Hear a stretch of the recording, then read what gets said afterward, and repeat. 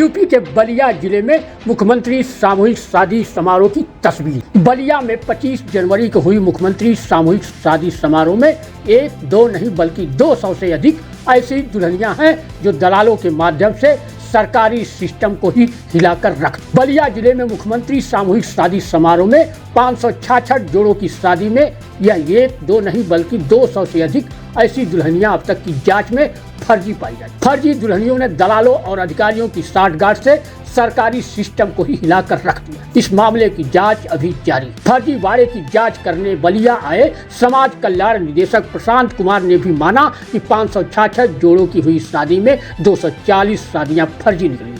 अभी जांच जारी है।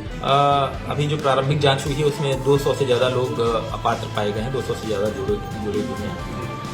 इनकी अभी जांच चल रही है। एक डीएम के द्वारा एक त्रिस्तरीय कमेटी बनाई गई है और उसके द्वारा जांच प्रचलित है। तो वो जब जांच पूरी हो जाएगी उसके बाद ही एग्जैक्ट नंबर हम बता देंगे। दलालों की क्या भूमिका रही है इसमें सर? अब दलालों की जो भी भूमिका रही है उसकी भी जांच चल रही है और उसमें करीब 8 ऐसे दलाल पाए गए जो कि उसमें इन्वॉल्व थे। उनके खिलाफ प्राथमिकी दर्ज करवा के उनको गिरफ्तार भी किया जा चुका है। सर टोटल शादी कितनी हुई थी और कितने अपात्र पाए गए? अभी 567 टोटल शादी जैसा कि हमें अवगत करवाया गया समाज कल्याण अधिकारी द्वारा कुल करवाई गई है। इसमें अभी जैसा मैंने बताया 200 से ऊपर के करीब जो है फर्जी पाए गए हैं। अभी जांच जारी है? जी अभी जांच प्रचलित है। इसमें कितने अधिकारी और दलाल को मुकदमा दर्ज हुआ? 4 दलाल मैं अभी पूर्व में भी बता चुका हूँ। 8 लोगों का अभी तक नाम आया है और अधिकारी अभी 4 ऐसे आए हैं जो कि सत्यापन के लेवल पे जिनके लापरवाही परिलक्षित हुई है। उनके खिलाफ भी विभागीय जांच और विभागीय कार्रवाई हो चुकी है। जैसे जो पहले भी शादी हुई है उसकी भी जांच होगी? इससे पहले भी शादी या सामूहिक शादी हुई है? अभी इस जनपद में जितनी हुई है उसकी जांच की जा रही है और उसके बाद जो रिपोर्ट आएगी उसके उपरांत।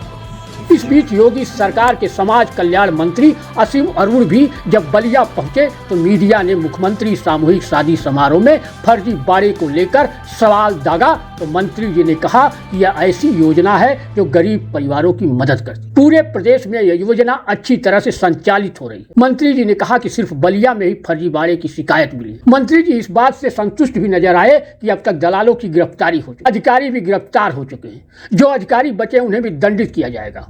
अब इस सिस्टम को और मजबूत भी किया जाए। मंत्री जी ने यह भी कहा कि कानून को लोगों में डर है, कानून से लोग डर रहे हैं। अभी तो सामूहिक समारोह में जो सामान मिले थे उसे लोग वापस भी कर रहे हैं। प्रदेश स्तर पर जांच के सवाल पर उन्होंने कहा कि चोर को भी पकड़ना है और ताले को और मजबूत किया जाएगा। उन्होंने यह भी कहा कि मैं पुलिस में रहा हूँ, वर्दी जरूर उतार दिया हूँ मगर डंडा साथ में लेकर आया। सुनिए समाज कल्याण मंत्री ने क्या कुछ कहा फर्जी बाड़े को लेकर। मुख्यमंत्री सामूहिक विवाह योजना एक ऐसी योजना है जो निर्धन परिवारों की मदद करती है। ऐसी सभी कन्याओं को सम्मान देती है और पूरे उत्तर प्रदेश में बहुत अच्छे से ये योजना संपादित हो रही है। बलिया में एक शिकायत आई कि लगभग 537 ऐसे विवाह हुए हाल में और उसमें शिकायत ये हम लोग को मिली कि कुछ ऐसे जोड़े हैं जिनकी शादी कुछ महीने पहले हो चुकी है लेकिन वो केवल इस आर्थिक लाभ को लेने के लिए आवेदन कर रहे हैं और गलत तरीके से उन्होंने आवेदन प्राप्त किया। इस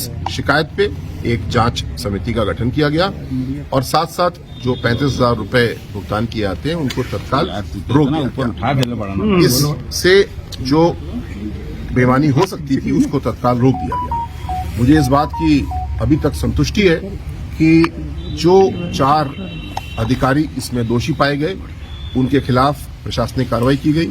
उनमें से 3 की गिरफ्तारी की गई और साथ साथ जो दलाल इस काम में जुड़े हुए थे, लोगों को बरगला रहे थे, उनको ठग रहे थे और सरकारी धन को गबन करा रहे थे, दुरुपयोग करा रहे थे, उनकी भी गिरफ्तारी इसमें हुई है।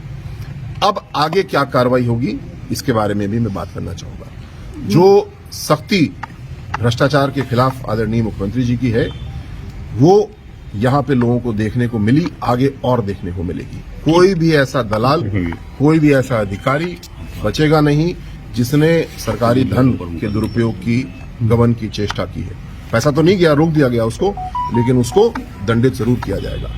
साथ साथ जो अधिकारियों ने गड़बड़ की है उनको दंडित किया गया। अगर कोई बचा है तो उसके भी आज मैं जांच करूंगा, उसको भी दंडित किया जाएगा। तीसरा सबसे महत्वपूर्ण, ऐसे मौके हमारे लिए होते हैं व्यवस्थाओं को और अच्छा करने के लिए।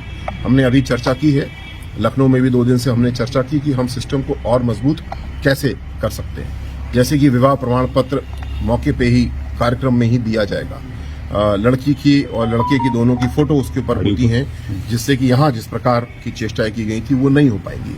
आधार ऑथेंटिकेशन हम कराते हैं लड़की का, लेकिन उसको मौके पे भी हमें चेक करना चाहिए कि कोई और लड़की तो नहीं आ गई है इस काम के लिए, क्योंकि अभी तक ऐसा दुरुपयोग देखने को नहीं मिला था। तो अब जब हमें ऐसी चुनौती मिली है तो हमारा सिस्टम बहुत मजबूत है।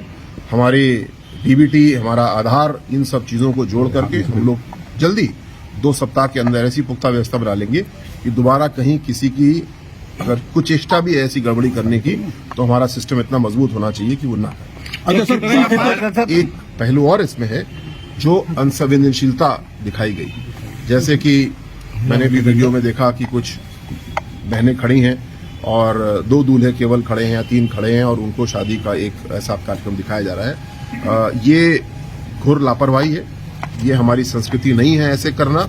और अभी मैं और इसकी जांच कर रहा हूं वो व्यक्ति कौन है जिसका निर्णय था कि इस प्रकार गलत तरीके से किसी महिला को, किसी पुरुष को अपमानित किया जाए और जो संस्कार हैं उसके विपरीत तरीके से कार्य किया जाए।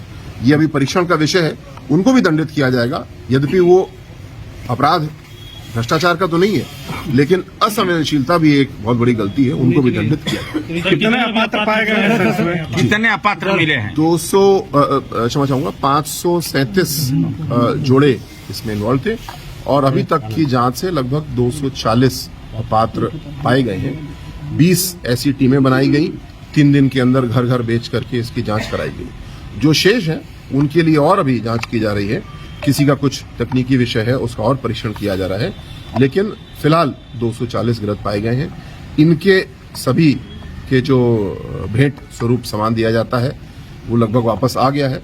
मुझे इस बात की भी खुशी है कि कानून का डर लोगों में है और मैंने सुना कि खुद ला करके वापस सामान ब्लॉक पे दे रहे हैं। तो ये भी अनुरोध करूंगा मैं कि किसी को अगर गलत तरीके से लाभार्थी बनाने के लिए प्रोत्साहित किया गया है तो उनको भी हम एक पीड़ित के रूप में, विक्टिम के रूप में देखते हैं। उनकी सामग्री वापस कराएंगे, पैसा तो उनको नहीं मिला है, और उनको जिसने ठगने का प्रयास किया उसके खिलाफ वो सबूत दें, बयान दें। हम जो पीड़ित हैं उनकी मदद करेंगे और अधिकारी और दलाल जिन्होंने गड़बड़ी की उनको सभी को दंडित करेंगे। जांच का दायरा जिला स्तर पर रहेगा, प्रदेश स्तर तक? प्रदेश स्तर पर क्या इसकी जांच करवाएंगे क्या, जहां जहां शादियां हुई हैं पूरे प्रदेश में?